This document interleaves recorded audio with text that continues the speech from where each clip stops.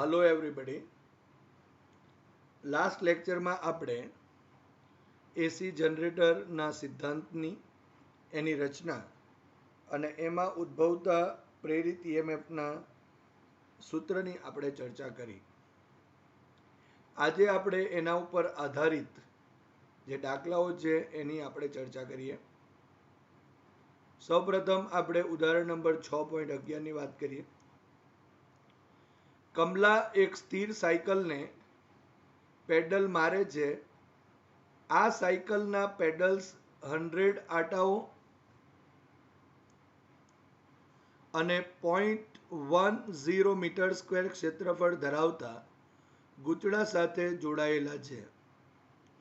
આ ગૂંચળું અડધા આંટા પ્રતિ સેકન્ડ અહીં અડધા આંટા પ્રતિ સેકન્ડથી ભ્રમણ કરે છે અને તે ગૂંચળાના પરિભ્રમણની ધરીને લંબરૂપ 0.01 ટેસ્લા ના ચુંબકીય ક્ષેત્રમાં મૂકવામાં આવેલ છે.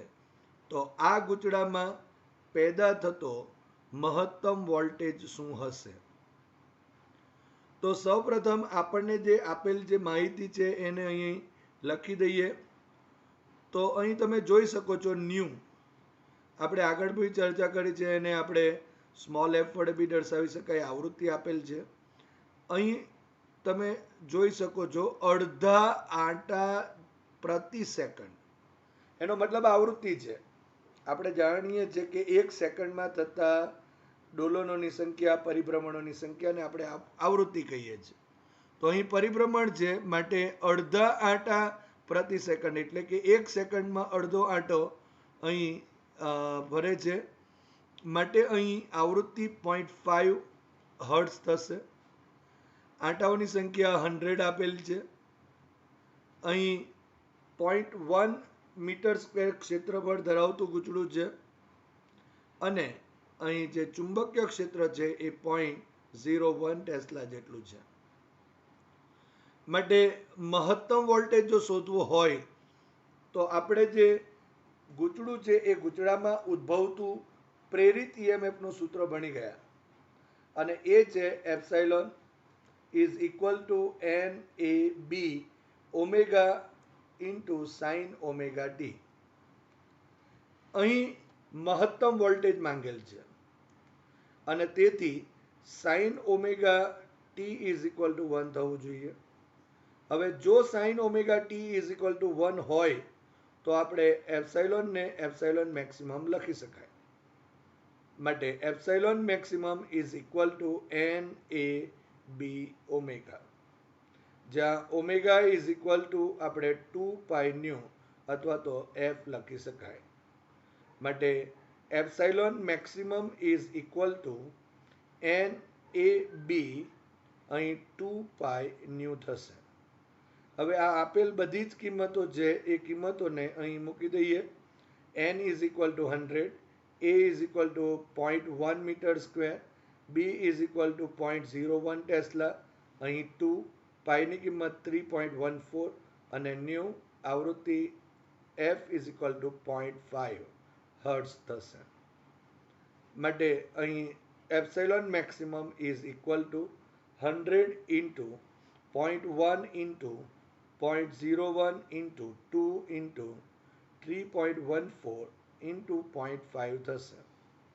હવે તમે જોઈ શકો છો કે અહીં આ 100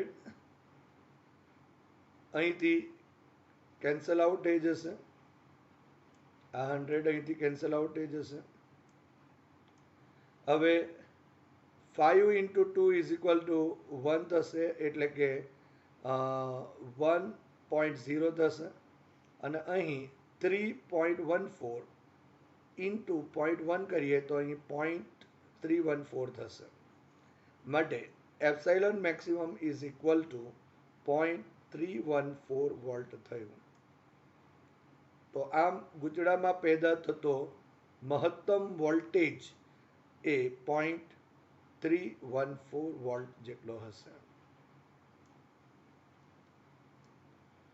હવે સ્વાધ્યાયના 6.6 દાખલાની ચર્ચા કરીશું. 8 સેન્ટીમીટર ત્રિજ્યાના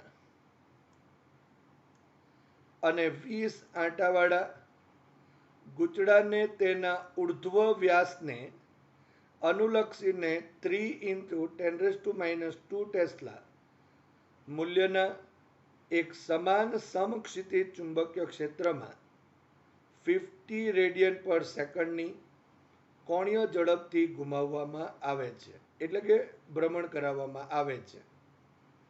તો આ ગૂંચળામાં પ્રેરિત મહત્તમ અને સરેરાશ EMF મેળવો.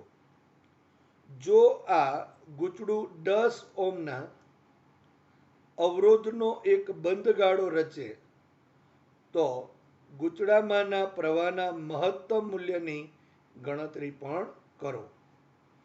જૂલ હીટિંગને કારણે સરેરાશ શક્તિ વ્યય એટલે કે પાવર લોસની પણ ગણતરી કરો. આ શક્તિ ક્યાંથી આવે છે? તો અહીં આપણને ઘણા બધા ક્વેશ્ચન્સ આપેલા છે કે પહેલાં આપણને પ્રેરિત મહત્તમ અને સરેરાશ EMF મેળવવાનું છે. ત્યારબાદ મહત્તમ પ્રવાહનું મહત્તમ મૂલ્ય, મહત્તમ પ્રવાહ મેળવીશું અને ત્યારબાદ અહીં પાવર લોસ કેટલો થાય છે એની પણ આપણે ગણતરી કરીએ. પણ તે પહેલાં અહીં આપેલ જે માહિતી છે તેને અહીં લખી દઈએ. Capital N is equal to આંટાની સંખ્યા 20 છે. અહીં ત્રિજ્યા 8 centimetre is equal to 8 × 10⁻² metre લખું છું. અહીં omega is equal to 50 radian પર સેકન્ડ છે. અહીં ચુંબકીય ક્ષેત્ર B is equal to 3 × 10⁻² tesla અને અહીં A is equal two πr². માટે અહીં 3.14 × 8 × 10⁻² હોલ સ્ક્વેર થશે. અહીં 8 whole square is equal two 64 થયા ઇન્ટુ 10⁻⁴ થશે. એટલે A is equal two 3.14 into 64 into 10⁻⁴ થશે. માટે અહીં આ જો ગુણાકાર કરી દઈએ તો અહીં A is equal to 200 into 10⁻⁴ metre square થયું. તો આ અહીં ક્ષેત્રફળ આપણને મળે છે. હવે જે ગૂંચળામાં પ્રેરિત થતું જે EMF છે એના સૂત્ર પરથી આપણે મહત્તમ EMFની ચર્ચા કરીએ અને ત્યારબાદ જે સરેરાશ EMF છે એની પણ આપણે ચર્ચા કરીએ. તો ગૂંચળામાં ઉદ્ભવતું પ્રેરિત EMF epsilon is equal two NAB omega sine omega t છે.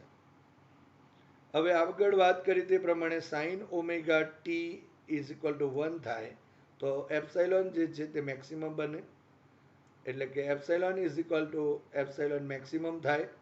માટે મહત્તમ voltage epsilon maximum is equal two NAB into omega.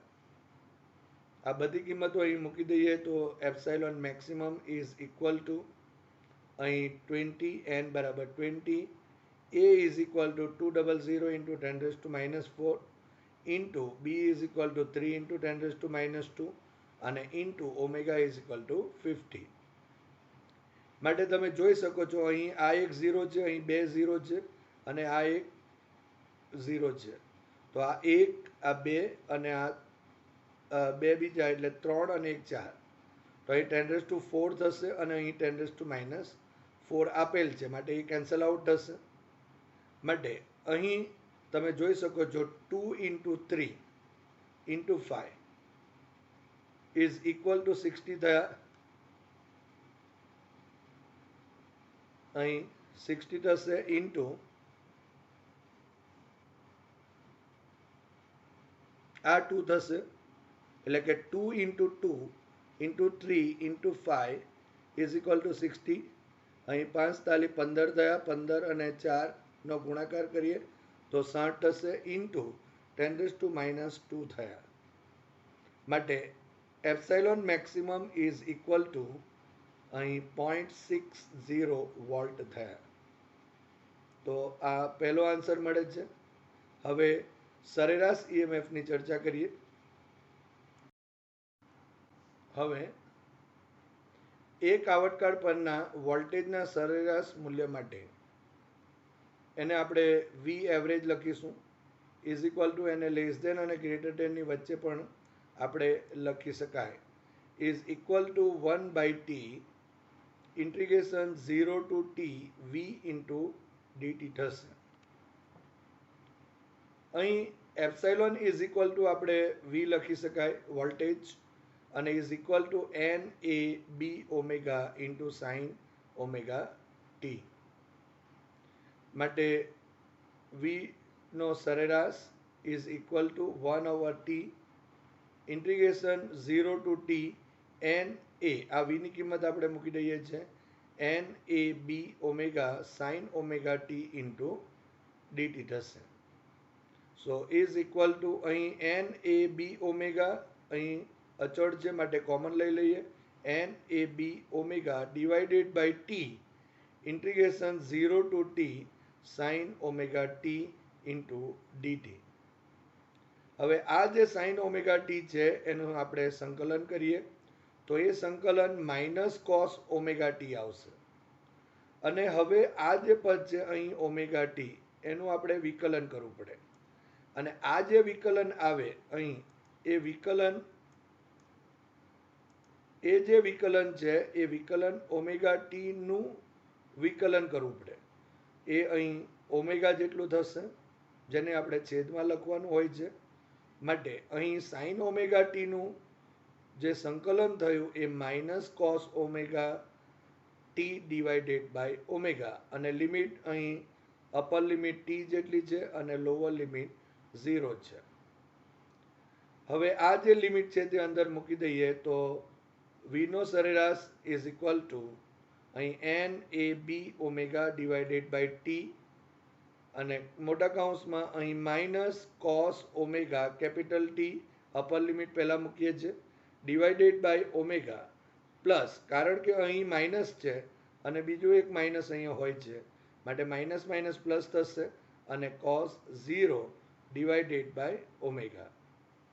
હવે આપણે જાણીએ છીએ કે કેપિટલ ટી બરાબર 2π બાય ઓમેગા હોય માટે અહીં વીનો સરેરાશ is equal to N A B omega divided by T અને કૌંસમાં માઇનસ કોસ ઓમેગા આ કેપિટલ ટીની કિંમત અહીં 2π બાય ઓમેગા લીધી અને પ્લસ અહીં કોસ 0 ઇઝ ઇક્વલ ટુ 1 અને ડિવાઇડેડ બાય ઓમેગા. તમે અહીં જોઈ શકો છો કે આ જે પદ છે એમાં છેદનું પદ તો તેમનું તેમ છે પણ અહીં ટીની જ્યારે કિંમત મૂકી ત્યારે આ ઓમેગા અને આ ઓમેગા કેન્સલ આઉટ થશે માટે અહીં રહી જશે કોસ 2π અને આપણે જાણીએ છીએ કોસ 2π ઇઝ ઇક્વલ ટુ 1 થાય માટે અહીં આપણે જો લખવું હોય તો V average is equal to અહીં N A B omega divided by T કૌંસમાં આ માઇનસ અહીં કોસ 2π ની કિંમત 1 divided by omega plus 1 divided by omega એક વખત પ્લસ છે અને એક વખત માઇનસ એટલે કેન્સલ આઉટ થશે માટે અહીં વી એવરેજ ઇઝ ઇક્વલ ટુ 0 એટલે કે એક આવર્તકાળ પરના જે વોલ્ટેજનું જે સરેરાશ મૂલ્ય છે એ સરેરાશ પ્રેરિત ઈએમએફ અહીં શૂન્ય થાય છે. હવે ગૂંચળામાં પ્રેરિત થતો મહત્તમ વિદ્યુત પ્રવાહ પણ શોધી લઈએ તો I maximum is equal to V maximum divided by R. અહીં આપણને વીએમ આપણે શોધેલો છે 0.6 વોલ્ટ જેટલો છે અને અવરોધ આપેલ છે 10 ઓહમ માટે 0.6 ડિવાઇડેડ બાય અહીંયા 10 થાય માટે આઈ જે મેક્સિમમ છે એ મહત્તમ પ્રવાહ અહીં ઇઝ ઇક્વલ ટુ 0.06 એમ્પિયર જેટલો થશે. તો અહીં મહત્તમ પ્રવાહની પણ ગણતરી થઈ ગઈ. હવે જે છેલ્લો જવાબ મેળવવાનો છે એ જૂલ ઉષ્માને લીધે વ્યય થતો જે સરેરાશ પાવર છે તો તે હવે આ જે વ્યય થતો જે સરેરાશ પાવર છે સૌપ્રથમ તો આપણે એનું અહીં મૂલ્ય એનું સૂત્ર મેળવીએ અને ત્યારબાદ એના કિંમતો મૂકી આપણે એનું મૂલ્ય મેળવીશું. અહીં તમે જોઈ શકો છો કે P is equal to V into I લખેલ છે અને P is equal to VM into sine omega T થયો અને I is equal to IM sine omega T. આપણે આગળ ચર્ચા કરી તે પ્રમાણે IM is equal to VM divided by R જેટલું થશે. માટે આ જે સૂત્ર જે આપણને મળે છે અહીં એ તાત્ક્ષણિક વેલ્યુ કહેવાશે. આ તાત્ક્ષણિક મૂલ્ય આપે છે, પરંતુ જો સરેરાશ એક આવર્તકાળ પરનું જો આ પાવરનું સરેરાશ મૂલ્ય મેળવવું હોય તો અહીં P average is equal to P average આ રીતે પણ લખી શકાય is equal to 1/t integration 0 to t અહીં P ઇન્ટુ dt થશે. હવે આ જે કિંમત છે તે અહીં એડ કરી દઈએ તો ઇઝ ઇક્વલ ટુ અહીં 1/t integration 0 to t VM sine omega T IM sine omega T into dt થશે. હવે VM અને IM કોન્સ્ટન્ટ હોય એને આપણે બહાર લઈ લઈએ તો VM IM divided by t અહીંયા integration 0 to t sine square omega t into dt થશે. માટે P average is equal to VM IM divided by t integration 0 to t અહીં 1 minus cos 2 omega t divided by 2 into dt. કારણ કે આપણે જાણીએ છીએ sine square theta is equal to 1 minus cos 2 theta divided by 2. તો આ સૂત્રનો આપણે અહીં ઉપયોગ કરેલ છે.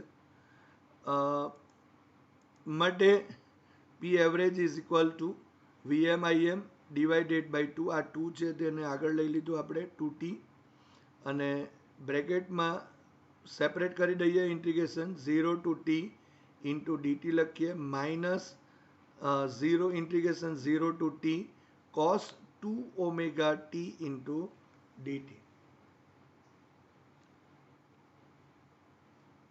So is equal to VM IM divided by 2t curly બ્રેકેટમાં અહીં જે dt છે તેનું સંકલન t થશે, અહીંયા લિમિટ 0 ટુ t થશે, માઇનસ અહીં cos 2 ઓમેગા t નું સંકલન sin 2 ઓમેગા t થાય અને આનું જે આ 2 ઓમેગા t છે એનું વિકલન એને નીચે છેદમાં લખવું પડે 2 ઓમેગા અને એની લિમિટ છે 0 t curly bracket over. So P average is equal to VM IM divided by 2t in the bracket t minus 0 પહેલા આપણે અપર લિમિટ અને પછી લોઅર લિમિટ મૂકી માઇનસ અહીં પણ આપણે અપર લિમિટ મૂકીએ તો sin 2 omega t divided by 2 omega minus sin 0 divided by 2 omega. અહીં sin 0 is equal to 0 થઈ જશે. અહીં t ની કિંમત ફરી એકવાર આપણે મૂકીશું 2 બાય ઓમેગા. માટે અહીં P average is equal to VM IM by 2t અહીં t minus 0 is equal to t minus અહીં sin 2 ઓમેગા t ની કિંમત 2 by omega divided by 2 omega. અહીં આ ઓમેગા અને આ ઓમેગા કેન્સલ આઉટ થશે માટે અહીં રહી જશે sin 4 ડિવાઇડેડ બાય 2 ઓમેગા.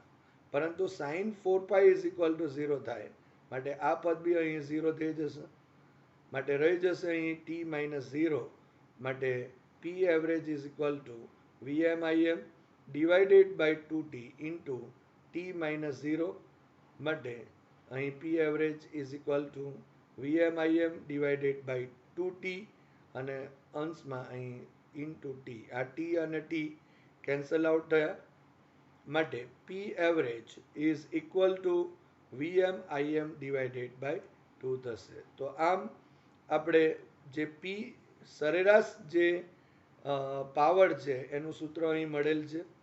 આમ જૂલ ઉષ્મા રૂપે જે વ્યય થતો જે પાવર છે એ પાવરનું સરેરાશ મૂલ્ય જો લેવું હોય તો VM IM ડિવાઇડેડ બાય 2 જેટલું હોય છે. આપણે VMની કિંમત મેળવેલ છે 0.6 ઇન્ટુ અહીં IM પણ મેળવેલ છે 0.06 અને ડિવાઇડેડ બાય 2 થાય માટે અહીં જો આપણે લખવું હોય તો P average is equal to 0.036 by 2 is equal to P average is equal to 0.018 watt જેટલું થશે. આમ વ્યય થતો જૂલ ઉષ્મા રૂપે વ્યય થતો જે પાવર અથવા તો આપણે એમ કહી શકાય જે પાવર લોસ છે એ 0.018 વોટ જેટલો છે. હવે એનો જે સ્ત્રોત કયો કહી શકાય, તો આપણે જાણીએ છીએ કે જે ગૂંચળું છે એ ગૂંચળામાં પ્રેરિત પ્રવાહ ઉત્પન્ન થાય છે. તો આ જે પ્રેરિત પ્રવાહ છે એ ગૂંચળાના ભ્રમણનો વિરોધ કરતું એક ટોર્ક ઉત્પન્ન કરે છે. અને જો આ ગૂંચળાને નિયમિત રીતે જો ફેરવવા માટે આપણે રોટરનો ઉપયોગ કરવો પડે અને આ રોટર દ્વારા જે આપણે ટોર્ક આપીએ તે ટોર્ક આ ટોર્કને સમતોલે છે. એટલે કે જો આપણે નિયમિત રીતે જો પરિભ્રમણ ચાલુ રાખવા હોય તો રોટર દ્વારા આ જે ટોર્ક છે એ ટોર્કનો સામનો કરતું ટોર્ક પૂરું પાડવું પડે. આમ જો આપણે કહેવું હોય તો એમ કહી શકાય કે ગૂંચળામાં વ્યય પામતી જે ઉર્જા છે એનો સ્ત્રોત જે છે એ બાહ્ય રોટર છે. એટલે કે આપણે જે બહારથી ફેરવીએ છીએ તે. હવે સ્વાધ્યાયના 6.17 દાખલાની ચર્ચા કરીએ. એક રેખીય વીજભાર લેમ્બડા પ્રતિ એકમ લંબાઈને એમ દ્રવ્યમાન અને કેપિટલ આર ત્રિજ્યાના વ્હીલની ધાર એટલે કે રીમ પર એક સરખી રીતે મૂકવામાં આવેલ છે. આ વ્હીલમાં હલકા અવાહક આરાઓ સ્પોક્સ છે અને તે તેના અક્ષને અનુલક્ષીને ઘર્ષણ વિના ભ્રમણ કરવા મુક્ત છે. એક સમાન ચુંબકીય ક્ષેત્ર એ ધારની અંદર વર્તુળાકાર વિભાગમાં વિસ્તરેલ છે, જેને સદિશ b બરાબર -b0 k caret r is less than equal to a and a is less than r છે, અથવા તો b ની કિંમત 0 છે દ્વારા આપવામાં આવે છે. તો આ ક્ષેત્ર અચાનક બંધ કર્યા પછી વ્હીલનો કોણીય વેગ શું હશે? હવે આ દાખલાની અંદર તમે એક જોઈ શકો છો, એક વ્હીલ આપેલું છે, એના આ જે છે એ આરાઓ છે જે અવાહક છે. અહીં આ જે વ્હીલ છે એ વ્હીલની જે ત્રિજ્યા છે તે આર જેટલી છે, એનું દળ જે છે તે કેપિટલ એમ જેટલું છે. અહીં આ જે વ્હીલ છે એનું કેન્દ્ર અહીં જે ધરી છે તે આ ઓ છે અને સ્મોલ એ ત્રિજ્યાના વિભાગમાં એટલે કે આટલા વિભાગમાં એ ચુંબકીય ક્ષેત્ર છે અને એ ચુંબકીય ક્ષેત્ર અહીં અંદરની તરફ છે, જે અહીં દર્શાવેલ છે r is less than or equal to a અહીં અને a is less than r છે. એટલે કે આટલા વિસ્તારની અંદર અહીં જે r આપણે અહીં એ જે છે એટલા વિસ્તારની અંદર અહીં ચુંબકીય ક્ષેત્ર છે, બાકીના આ વિસ્તારની અંદર અહીં ચુંબકીય ક્ષેત્ર નથી. આ વિભાગમાં ચુંબકીય ક્ષેત્ર નથી, જ્યારે આટલા જ વિસ્તારમાં ચુંબકીય ક્ષેત્ર છે અને તે પણ અંદરના તરફ જતી દિશામાં અહીં રાખેલ છે. હવે આપણને જે આપેલ માહિતી છે તેમાં ક્ષેત્રને અચાનક બંધ કરતા એટલે કે અહીં જો ચુંબકીય ક્ષેત્ર આટલા વિસ્તારમાં છે અને એટલા સાથે આ રિંગ જે આપણા પાસે વ્હીલ છે એ વ્હીલની સાથે એક ચુંબકીય ફ્લક્સ સંકળાશે, પણ જો અચાનક જ જો બંધ કરવામાં આવે તો એ અચાનક બંધ કરવાથી અહીં આ જે વ્હીલ છે એની સાથે સંકળાયેલા જે ફ્લક્સ છે એ ફ્લક્સમાં ફેરફાર થશે અને જો એ ફ્લક્સમાં ફેરફાર થાય તો એના લીધે વિદ્યુત ચુંબકીય પ્રેરણા ફેરેડેના નિયમ મુજબ અહીં પ્રેરિત EMF ઉત્પન્ન થાય, જે અહીં આપણે લખેલ છે કે પ્રેરિત EMF epsilon is equal to minus ડી5 બાય ડીટી જેટલું થશે. એનો મતલબ કે અહીં ફ્લક્સમાં ઘટાડો થાય છે અને એ ઘટાડાનો વિરોધ કરતી દિશામાં અહીં આપણે એમ કહી શકાય કે પ્રેરિત EMF epsilon is equal to minus ડી5 બાય ડીટી જેટલું થશે, જે દર્શાવે છે કે અહીં જો આ એ ત્રિજ્યાના વર્તુળના જો પરિઘ છે એટલે કે આ જે પરિઘવાળો ભાગ છે એના બધા બિંદુએ એટલે કે આ બધા બિંદુએ એક વિદ્યુત ક્ષેત્ર ઈની હાજરી છે. એટલે કે આ બિંદુઓ પાસે અહીં વિદ્યુત ક્ષેત્ર ઈ હાજર હશે. જો આ પરિઘ ઉપર જો ક્યુ જેટલો કોઈ સ્મોલ ક્યુ જેટલો કોઈ પરીક્ષણ વીજભારને જો ગતિ કરાવીએ એટલે કે અહીં વિદ્યુત ક્ષેત્ર હશે અને એ વિદ્યુત ક્ષેત્રની અંદર જ્યારે ક્યુ જેટલા પરીક્ષણ વીજભારને ગતિ કરાવીએ તો થતું જે કાર્ય છે એ W is equal to Q into epsilon જેટલું થશે.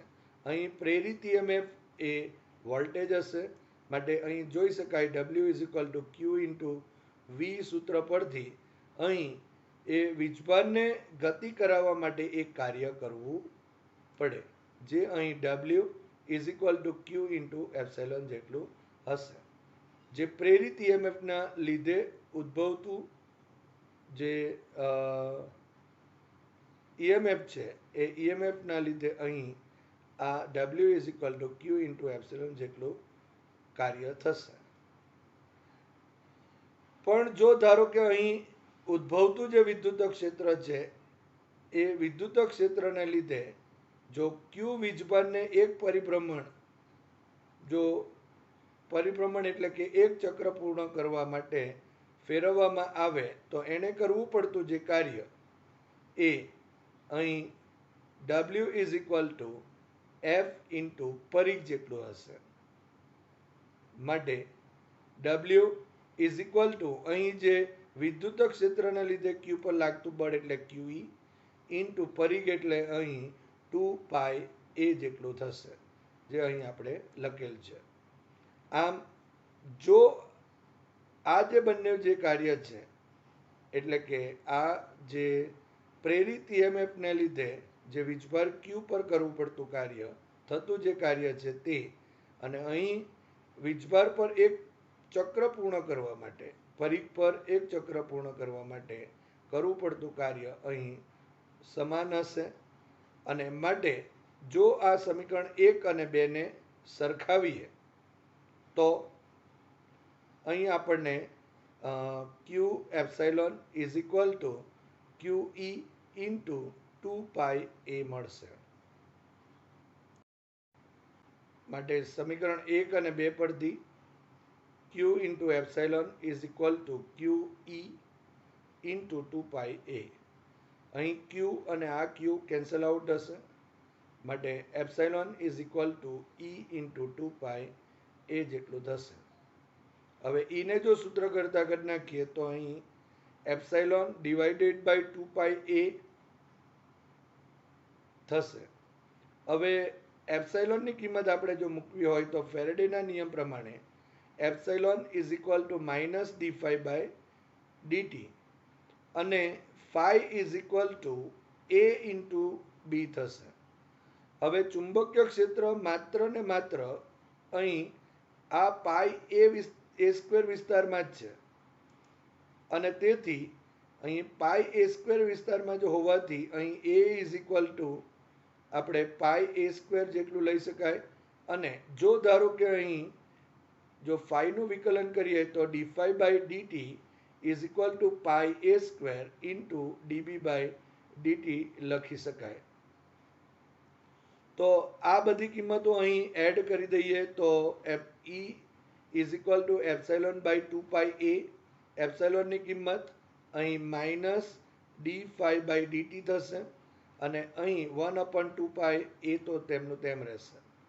માટે E is equal to minus 1/2πa into ડી5 બાય ડીટી થયું. હવે ડી5 બાય ડીટી પણ આપણે અહીં મેળવેલ છે, જે pi A square into DB by DT છે.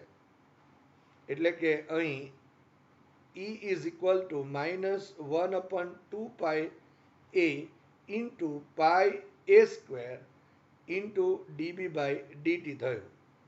અહીં આ પાઈ અને આ પાઈ કેન્સલ આઉટ થશે, અહીં એક એ કેન્સલ આઉટ થશે, માટે અહીં ઉપર અંશમાં એ અને છેદમાં 2 રહેશે, અહીં માઇનસ છે માટે E is equal two -a/2 અને આ dB by dt તેમનું તેમ રહેશે, dB by dt માટે E ઇઝ ઇક્વલ ટુ અહીં -a/2 અને dB by dt જેટલું મળશે, જેને આપણે સમીકરણ નંબર 3 કહી દઈએ. હવે જે પરિઘ પરનો જે કુલ વિદ્યુત ભાર છે, આપણે Q લીધું, પણ જે Q છે એ Q is equal to lambda into પરિઘ જેટલું થશે. લેમ્બડા ઇઝ ઇક્વલ ટુ એકમ લંબાઈ દીઠ વિદ્યુત ભાર માટે Q is equal to lambda into 2 pi a થશે. માટે આ જે પરિઘ છે એ પરિઘ પરના વિદ્યુત ભાર Q પર જે લાગતું જે વિદ્યુત બળ છે એ વિદ્યુત બળ F is equal two Q into E જેટલું થશે. હવે આ Q ની કિંમત અને અહીં E ની કિંમત અહીં જો ઉમેરી દઈએ તો F is equal to lambda કૌંસમાં 2 pi a into -a/2 dB by dt થશે.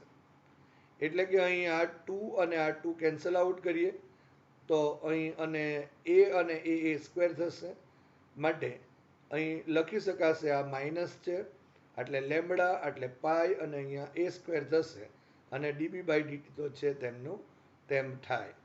અને બીજી એક વાત જો આપણે લખવી હોય તો આ જે એફ છે એના ઉપર બરાબર m ઇન્ટુ a લખાય, is equal to m into dV by dt પણ લખી શકીએ. માટે અહીંયા m into dV by dt is equal to minus lambda pi a square into dB by dt થયું. હવે અહીં ભ્રમણ છે માટે v અને ઓમેગા વચ્ચેનો સંબંધ છે v is equal to r omega, માટે એ કિંમત લખી દઈએ તો અહીં capital M d by dt of v ની કિંમત આપણે r ઓમેગા લખીએ. સો ઇઝ ઇક્વલ ટુ અહીંયા minus lambda pi a square into dB by dt. હવે આ dt અને અહીં dt આપણે કેન્સલ આઉટ થશે, માટે m ઇન્ટુ આ r અહીંયા d ઓમેગા લીધું is equal to minus lambda pi a square અને અહીં dB થશે.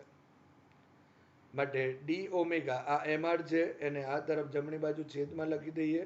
So is equal to minus lambda pi a square divided by mr into dB.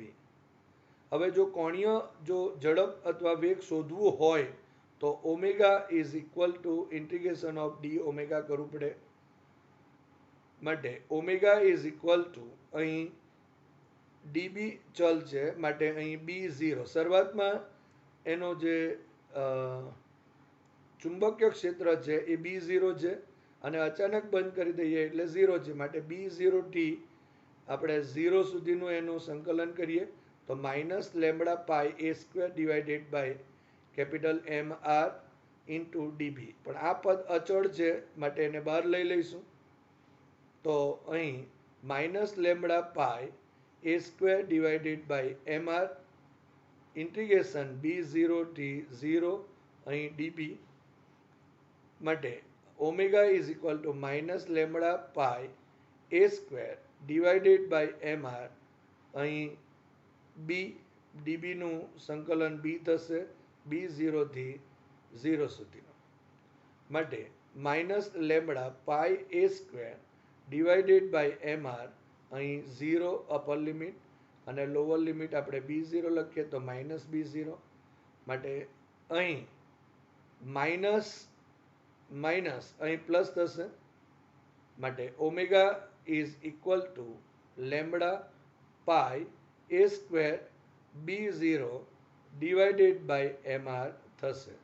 તો આ આપણને અહીં omega is equal to lambda pi a square B0 divided by MR એ એનું અહીં મૂલ્ય મળે છે. પરંતુ જો એને સદિશ સ્વરૂપે લખવું હોય તો ઓમેગા સદિશ ઇઝ ઇક્વલ ટુ અહીં એની દિશા એ ઋણ ઝેડ અક્ષની દિશામાં દર્શાવવું પડે, માટે minus lambda pi A square B0 કે કેરેટ ડિવાઇડેડ બાય MR જેટલું થશે. માટે અહીંયા કોણીય વેગ એ ઝેડ અક્ષ ઋણ ઝેડ અક્ષની દિશામાં છે એમ કહી શકાય.